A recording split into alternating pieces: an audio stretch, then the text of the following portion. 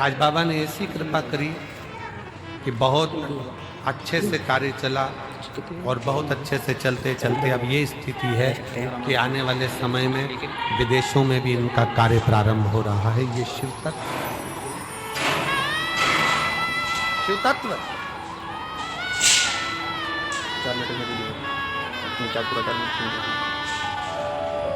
कुबेरेश्वर बाबा की भूमि, कुबेर भंडारी का ये कंकर शंकर आपके हाथ को ऐसा नहीं होने देगा। कुबेरेश्वर बाबा की भूमि पर जो आकर गया है उसका हाथ कभी ऐसा नहीं हुआ, उसका हाथ हमेशा ऐसा ही हुआ, देता रहा, प्राण करता रहा, देता देता।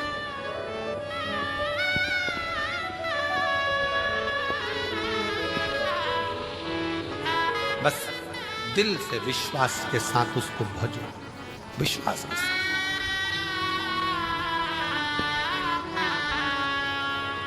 एक भरोसे के साथ, एक विश्वास के साथ, एक दृढ़ता के साथ आप शंकर का भजन करो।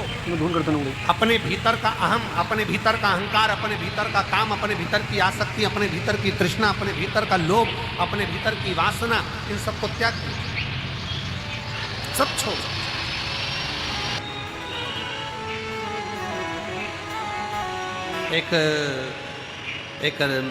एक जौहरी के पास में दो हीरे थे, बड़े बिल्कुल बहुत जोरदार हीरे। दो हीरे थे जौहरी के पास में और दोनों कीमत वाले थे दोनों। पर जौहरी को मालूम था, उसके बाप ने, उसके पिताजी ने बताया था, उसके पिताजी बोले थे कि इसमें एक हीरा असली और एक हीरा नकली। अब जिसको भी दिखा था वो तो हीरे वाले कह देते हैं नहीं दोनों एक जैसे हैं, दोनों सेम, दोनों की क्वालिटी, दोनों का कैरेट, दोनों का नक्काशी, दोनों एक जैसे, दोनों की कीमत करोड़ों में। परंतु उसके पिताजी ने कहा था कि इसमें एक हीरा असली है और एक हीरा नकली। अब जौहरी ने विचार करा, पिताजी ने अच्छा खासा व्यापार दे दिया कि इसमें एक हीरा असली और एक हीरा नकली। अब जौहरी क्या करता, अलग अलग नगर में जाता, प्रदेश में जाता और प्रदेश में जाकर आवाज लगाता वहाँ के राजा को, महाराज मैं उस नगर का जौहरी हूँ, मेरे पास में दो हीरे हैं, अगर तुम्हारे नगर में कोई जौहरी हो तो बता दे इसमें असली कौन सा नकली कौन सा। अगर किसी जौहरी ने मुझे नकली हीरा बता दिया इसमें से तो मैं अपनी पूरी प्रॉपर्टी, पूरी जमीन उसको दे दूंगा, और अगर नहीं बता पाया महाराज तो आपको राजघराने में से 5000 एकड़ जमीन, 5000 बीघा जमीन और 1.25 लाख सोने की मोहर देना पड़ेगी। अब राजा के पास में जब चैलेंज जाता तो राजा ने अपने अपने नगर में बहुत अच्छे अच्छे जौहरी रहते, उन्होंने बुलाया, लाओ बताओ इसमें असली कौन सा नकली कौन सा, इसमें से बताया जाए असली कौन सा नकली कौन सा। जौहरी को बुलाते, वो दूरबीन लगाते हैं, नाप तोल करते, सब कुछ देखते, पर कह देते नहीं साहब ये तो दोनों ही असली है, दोनों का कैरेट एक जैसा, दोनों बढ़िया, दोनों बढ़िया। नहीं महाराज, आखिरी में वो बता नहीं पाता कि नकली कौन सा है तो राजा उसको पैसे देकर भेज देता। पर एक नगर में गया तो वहां जाकर चिल्लाया कि इसमें से नकली बता दो कौन सा है, इसमें असली कौन सा है और नकली कौन सा है। वहां पर भी हार रहा था। वहीं पर एक संत बैठा हुआ, एक साथ एक संत के पास सूचना, बताओ इसमें असली कौन सा नकली कौन सा। जौहरी हार गए। संत ने कहा महाराज आपसे निवेदन है कि इन हीरों को मुझे दिया जाए, मैं बता देता हूं आधे घंटे के अंदर मैं आपको बता दूं। जौहरी ने मन में सोचा अभी तक इस हीरे की जांच केवल जौहरी कर रहे थे, पर आज हीरे की जांच करने के लिए संत आ गया है, क्या है इसमें? संत ने कहा मैं बता सकता हूं इसमें असली कौन सा नकली कौन सा। जौहरी ने हंसकर कहा महाराज अगर आपके नगर का संत बताएगा तो 10,000 बीघा जमीन देना पड़ेगी, 5,000 की जगह। राजा ने भी संत को बुलाकर कहा महाराज क्यों लुटवा रहे हो, 5,000 ही जाने तो। क्यों कह रहे? नहीं महाराज, संत ने कहा तुम्हें असली और नकली बताकर ही मारो। ठीक है महाराज, अगर तुमने 5,000 की जगह 10,000 जमीन दिलवा दी ना, तो तुम भी सोच लेना सूली पे टांग दो। राजा कहे, संत कहे मंजूर है, तुम मुझे सूली पर टांग देना, पर आज बता के मानूंगा इसमें असली हीरा कौन सा, नकली कौन सा। तो ले जाओ। संत दोनों हीरो को ले गया, दोनों को ले जाके जमीन पर रख दिया, दोनों को रख दिया।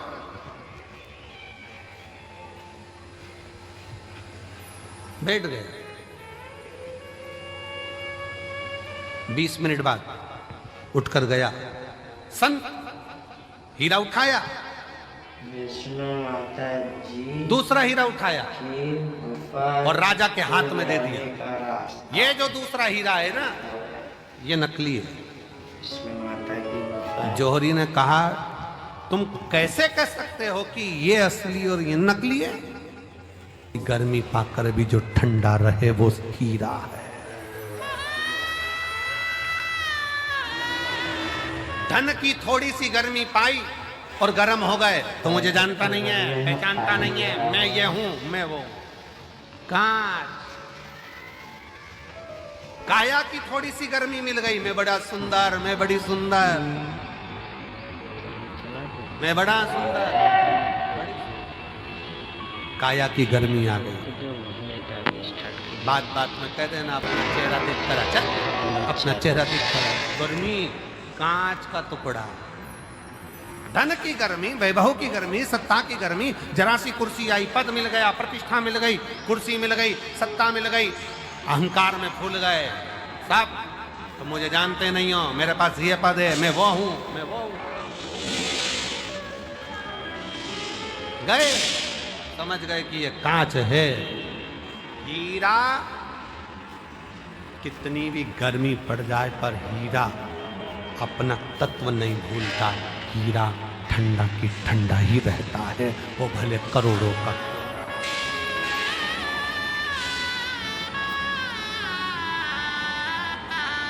हीरा हीरा है, वो करोड़ों का है तो भी नहीं कहता मैं कितने का हूं। वो अपनी गर्मी सामने नहीं प्रस्तुत करता, वो अपनी ठंडकता देता है, अपने भीतर की ठंडकता देता है। आप कितने भी अहदे पर पहुंच जाओ, कितने बड़े पद पर पहुंच जाओ, कितनी बड़ी कुर्सी पर पहुंच जाओ, कितने बड़े अधिकारी बन जाओ, कितने बड़े मिनिस्टर बन जाओ, कितने बड़े मंत्री बन जाओ, कितने बड़े संतरी बन जाओ, कितनी भी पद पर पहुंच जाओ, पर याद रखना अगर ओरिजिनल हीरे होना, ओरिजिनल हीरे होना, तो अपने को अंदर से तपाना मत, कूल रहे, ठंडे।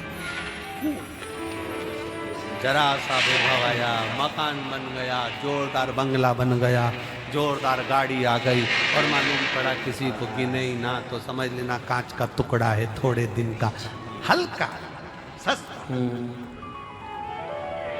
समझ?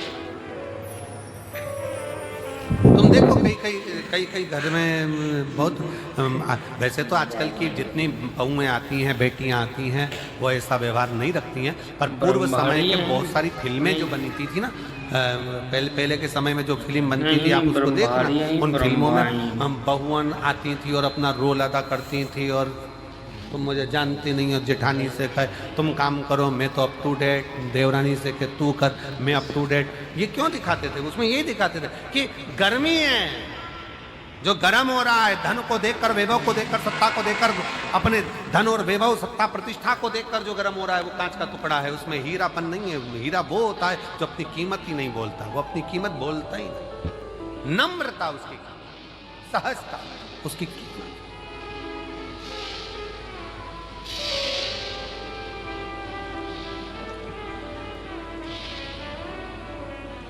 उसकी एक ही कीमत है, वो सहजता, उसकी सरलता।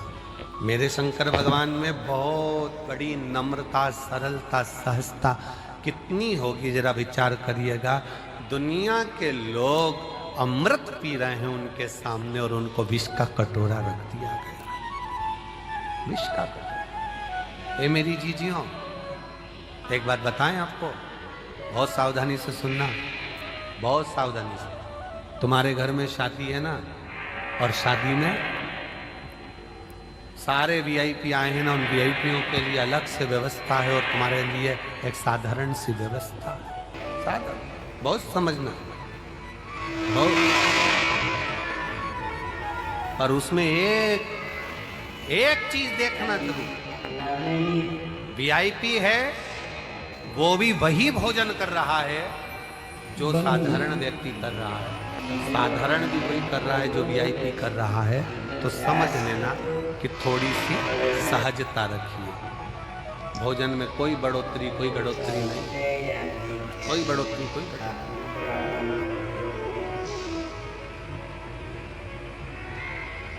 विवाह में आए, शादी में आए और अहंकारिता का शब्द का संबोधन तुम्हारे भीतर आ गया तो वो श्रेष्ठ है। कांच गर्म हो जाता है, हीरा गर्म नहीं होता। हीरा की सस्ता है, कूल रहना, ठंडा रहना, सरल रहना। धन कितना भी बढ़ जाए, कितने बड़े भी वैभवपति बन जाओ, धनपति बन जाओ, सत्तापति बन जाओ, तुम्हारे पास में कुछ भी आ जाए और अपनी नम्रता को मत, अपनी। हमारे सीहोर के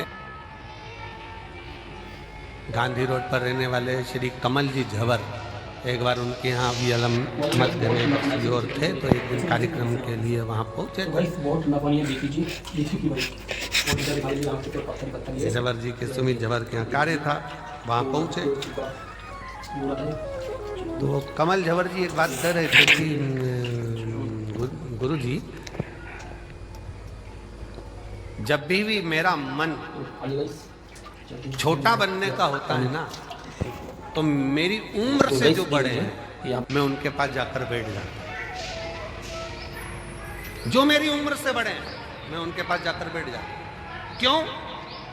माँ के पास जाकर बैठोगे माँ तुमको बच्चा ही समझेगी, और घर के बड़ों के पास जाकर बैठोगे तो वो तुम्हें पप्पू पप्पू गोलू ही समझेंगे। छोटा है, छोटा है, छोटा है।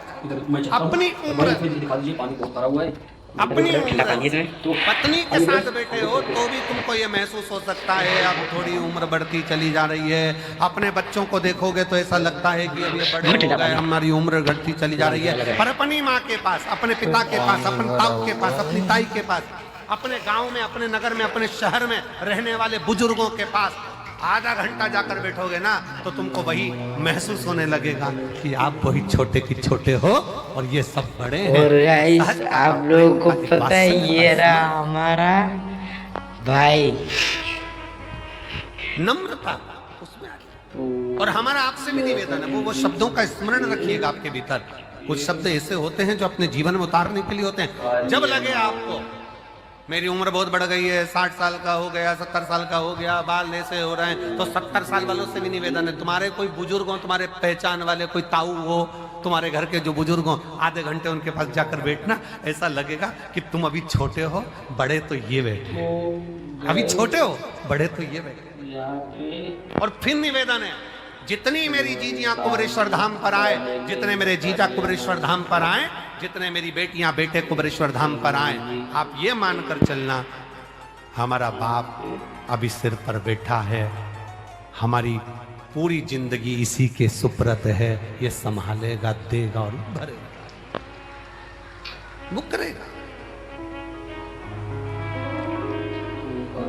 मेरा शिव अहमता जब भीतर में आ जाए, अहंकार जब तुम्हारे भीतर आ जाए, उसको त्यागने का प्रयास करिए, उसको छोड़ने का प्रयास। भगवान शंकर के सम्मुख में देवता अमृत लेकर बैठे हैं, भगवान शंकर के सामने विष रखा है, नम्रता देखिए।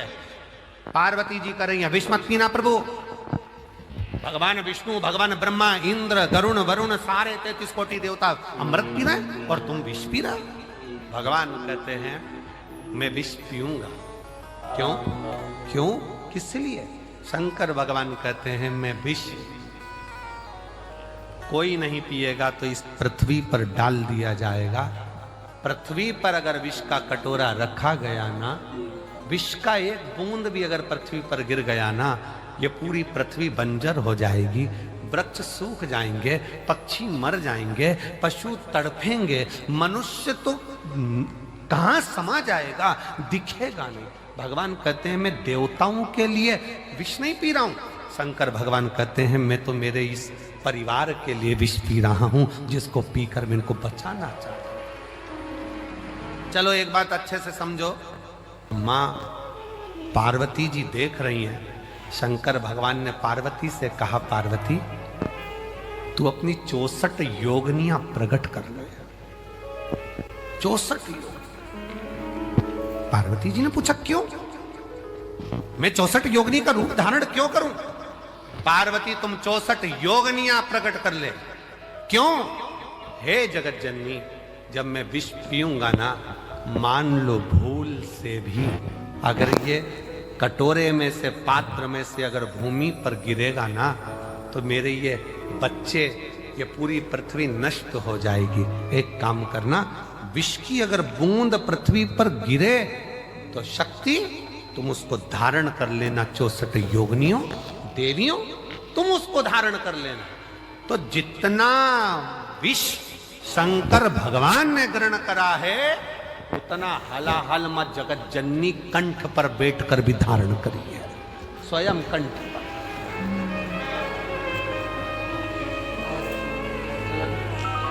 मां जगत जननी स्वयं बैठी। इसलिए सहजता में, सरलता में, शुद्ध तत्व में वर्णन किया गया। शंकर भगवान जोड़ते हैं, सबको एकत्रित करने का प्रयास करते हैं, इसलिए उनको संजोया जाता है। संजोया ये पृथ्वी को खोदते हैं, पूरे विश्व में, विदेशों में पृथ्वी को खोदा, शिवलिंग मिला। देश में पृथ्वी को खोद रहे हैं, शिवलिंग मिल रहा है। शिव तत्व जोड़ने का काम करता है, शिव तत्व संजोने का काम करता है, जोड़ने का काम करता है। और जो जोड़ता है उसको संजो कर, उसको संभाल कर रखा जाता है। दर्जी की दुकान पर गए हो कभी तुम लोग? अरे बोलो तो जम के, जम के बोलो जरा। गए हो? दर्जी की दुकान पर गए होगे तो उसके पास में 2 चीजें रहती है, एक कैंची रहती है, एक सुई रहती है। कैंची को तो दर्जी पांव के नीचे रख लेता है, बोलो रखता है कि नहीं रखता? इधर पटक देगा, उधर पटक देगा, पांव के नीचे रख लेगा। और सुई दर्जी पांव के नीचे रखता है, इधर उधर पटकता है? नहीं, सुई तुरंत उसने टोपी निकाली, वापिस लगा। सुई को टोपी में खोस कर रखता है, क्योंकि जो जोड़ने का काम करते हैं उसको संभालना पड़ता है। जो काटने का, राज में डाल दो, नीचे रख दो, पड़ी रहने दो। काटने का काम कर रही, इसलिए पड़ी हुई है। जो जोड़ रहा है उसको संजोया, उसको संजोया। सेवा का, शिव तत्व में आनंद का सेवा।